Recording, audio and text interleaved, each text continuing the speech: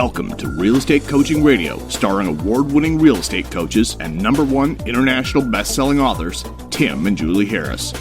Real Estate Coaching Radio is the nation's #1 daily radio show for realtors who demand authentic, real-time coaching. Get ready for fluff-free, unfiltered, full-strength honesty about what's truly working to get you into action, helping others, and making money now in today's real estate market. Now to our hosts, Tim and Julie Harris. 3, 2, 1, and we're back. It is December the 21st, 4 days before Christmas, and we have some breaking news for all of you. And this is something that we originally were telling you guys about back in March, in February timeframe when the COVID relief packages were coming out, and we did everything in our power to get as many of you who would listen to seriously consider taking advantage of a PPP loan, and there are some other programs available through the SBA as well. We had that information on our website, and all that information saved, I think a lot of you, it saved your businesses, quite frankly. A lot of you wouldn't have stayed in business because you weren't financially prepared for essentially a closing down the economy that happened after that. Now, of course, we know that the housing market in particular came roaring back, but here we are today. And I'm really so grateful that so many of you were able to take advantage of the various government programs. And I think it's one of those things that will go into our own personal business history as one of our proudest moments, being able to help so many of you.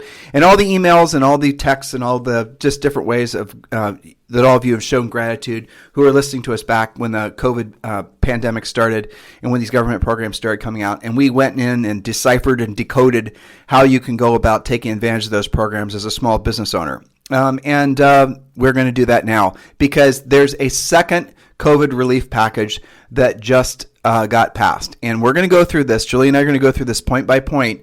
We're going to skip over the things that aren't directly relevant to you, but the ones that are relevant to you, you need to be really taking good notes, because what happened before is when we started telling people about how they could get these PPP loans, which were in essence forgivable grants, you had to follow really basic criteria and the loan would be turned into a grant. You wouldn't have to pay the money back. Well, the same thing is going to happen this time around. And so we're going to go through based on the best information we have, and a special shout out to Janet, one of our staff reporters for our main website, timandjulieharris.com, for assembling all this content for us.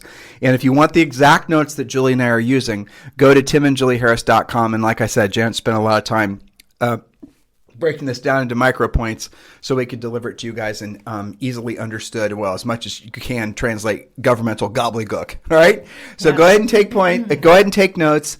And really, we're going to talk about a lot of the things that you need to know about for the sake of your own real estate practice. All right? So, Julie, you want to just go through and read the... start right here. Yes, that's fine. Okay, because it's just reiterating. Yep. All right. So, this package totals nearly $900 billion.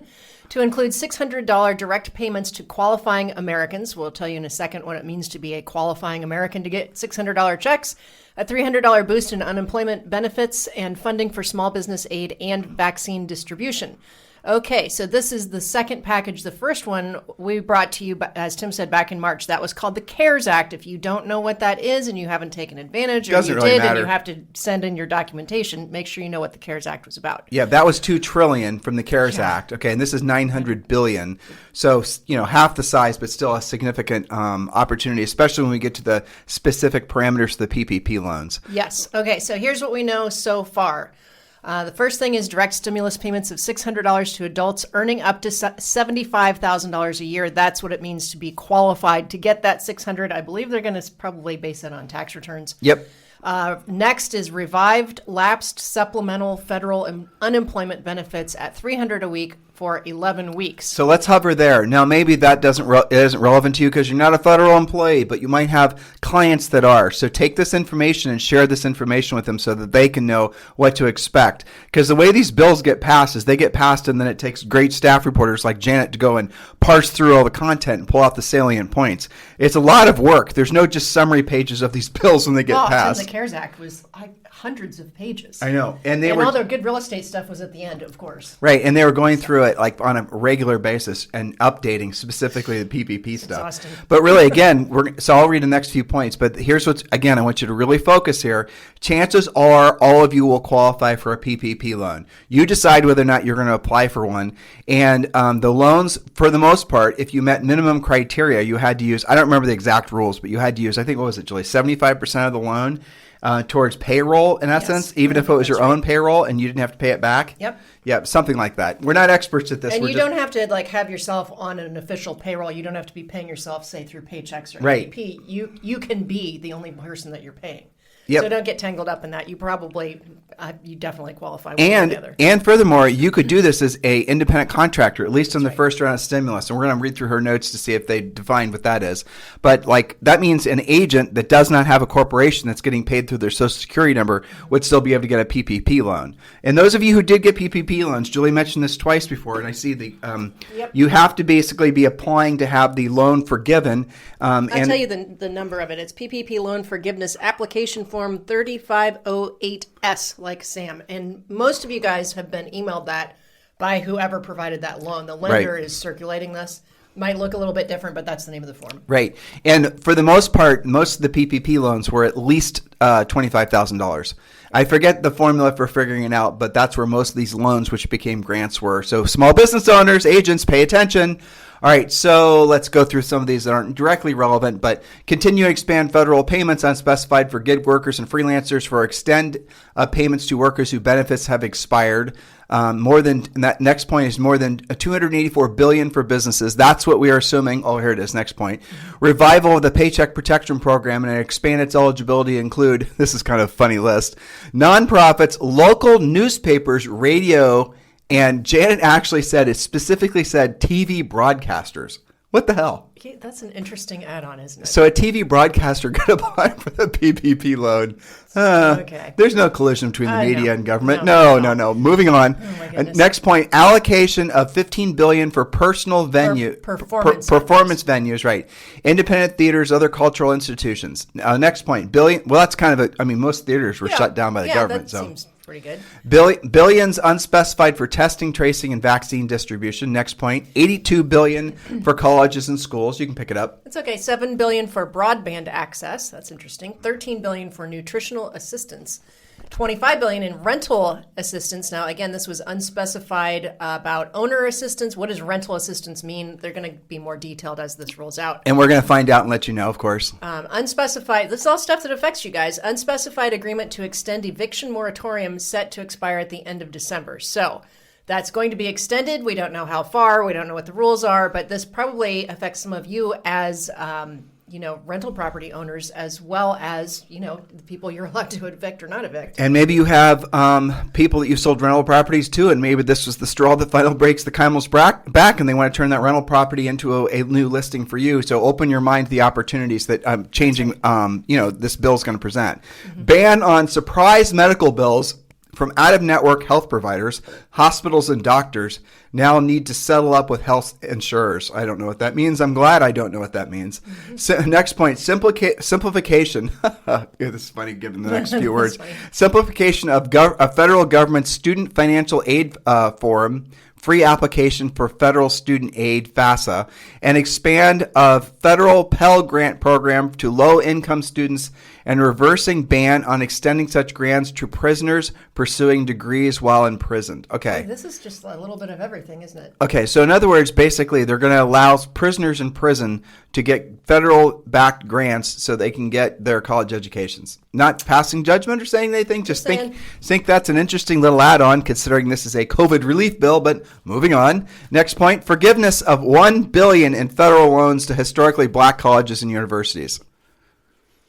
Moving on, deals unspecified to counter climate change and promote clean energy, the first such legislation in over a decade. Okay, so this is a little bit nebulous, covering a lot of different topics and factors. But the fact is that they have put together a new COVID relief package. I'm not even sure what this one is going to be named. We have it on our website. We had the CARES Act before, but this is deal number 2, the $900 billion deal. So somewhere it's... What really, the big takeaways from a sort of macro perspective, it's called a second COVID relief package. They don't have a fancy name for it yet. Yeah. But the big takeaway is the money printing continues. And this is $900 billion that will be injected into the economy, given to people, given to institutions. And that money is going to inevitably... it's going to continue to inflate a lot of values of things, which inflate as in inflation, which means that real estate will continue to inflate. And these the market will stay hot, probably. Right, definitely. And these programs aren't going to stop. You're going to see more of this. You can call it what you want to, stimulus, essentially money from the government.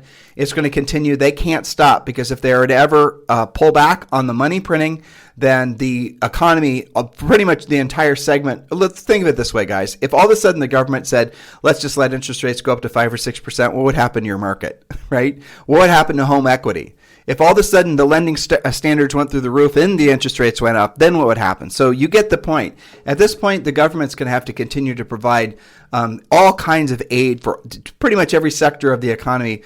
And there's no end to it. And this started back in 2007, 2008, and it's continued in one iteration or another. It's what it is. And it's not our place to judge or be political. It's not our place to even have much of an opinion. What our role is, and what your role is, to understand the ramifications of all this to your real estate practice.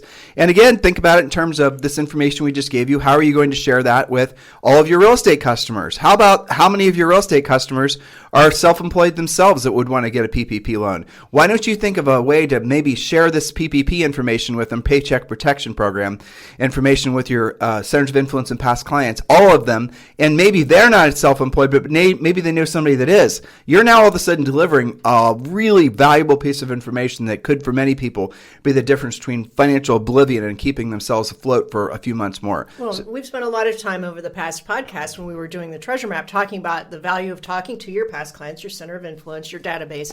And what did they usually say? Well, gosh, I just feel like I run out of material. What am I supposed to talk to them about? Well, I mean, talk about bringing something of value. This is pretty amazing, right? So you have how it affects the PPP. You've got how it affects housing. And probably a lot of your clients and past clients have kids in college. The student loan thing affects them. Yep. Some of your clients were or are involved in either hospitality or entertainment, stuff like that. They're affected. And then some of them are going to maybe qualify for that $600 check. Well, so you've got most of America will. Most of America will. And here's the thing. You be the one providing that valuable information. You get a copy of this when it gets official, and it's on we're our going website. to provide it to you. You can provide it to them, and then, of course, wish them a Merry Christmas, Happy Holiday. That's got value. So just go to timandjulieharris.com. The article name is At Long Last, the Second COVID Relief Package. We're going to keep today's show brief because it's Christmas week, and Julie and I have Christmasing to do. Now, remember, if you've not downloaded your real estate treasure map, your 2021 business plan, we've made it super simple for you.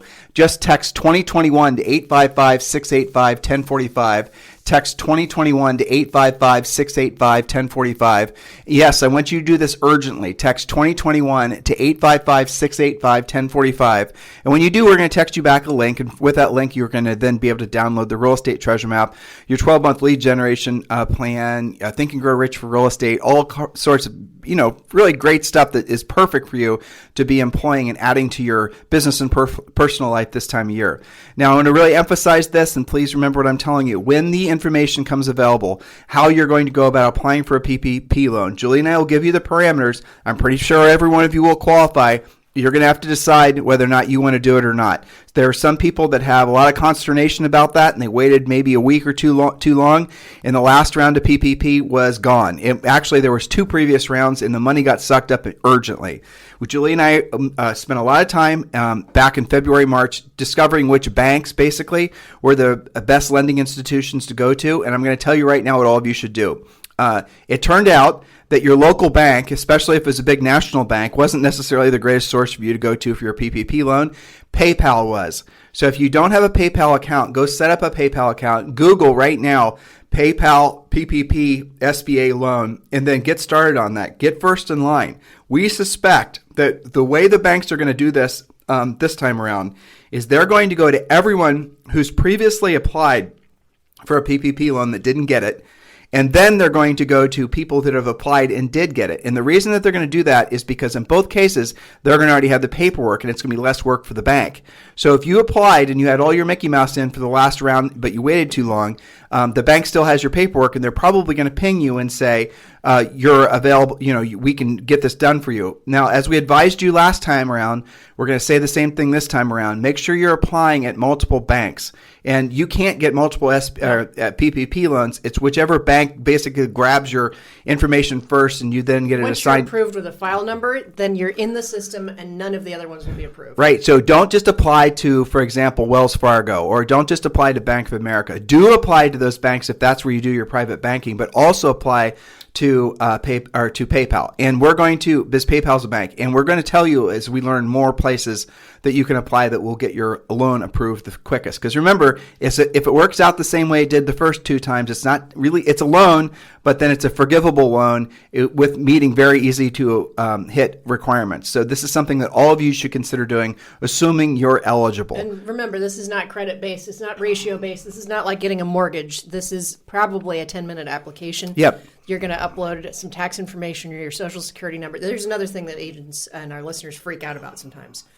They're not always comfortable forking over their social security number. They think it's going to hurt their credit. It's not. They're just doing an identity check to know who and where to send the check. They're matching addresses up, so don't worry when that happens. Yep. So there it is, guys. And we're going to post this information now. Do use this information as maybe a Christmas present, or at least potentially a bit of good news for all your centers of influence and past clients, your friends, your fellow agents. Share with your fellow agents this podcast. Please forward it to them. And if you have not yet done so, download your 2021 business plan, your fill-in-the-blank business plan. Just text 2021 to 855-685. What's the rest of it, Julie? 1045. All right, we'll talk with you guys tomorrow on the show. If you need us for anything, as always, you can text me directly at 512-758-0206. We're doing an abbreviated show today because this is Christmas week, and we want to try to go out and actually, do a little Christmas thing. Yeah. God bless all of you. Have a great day. This program has been a presentation by Tim and Julie Harris, Real Estate Coaching. For more information on our real estate coaching and training programs, visit our website at timandjulieharris.com. Remember to tune in weekdays at noon for upcoming shows, and until next time, thank you for listening to Real Estate Coaching Radio with Tim and Julie Harris. This podcast is a part of the C-Suite Radio Network. For more top business podcasts, visit c-suiteradio.com.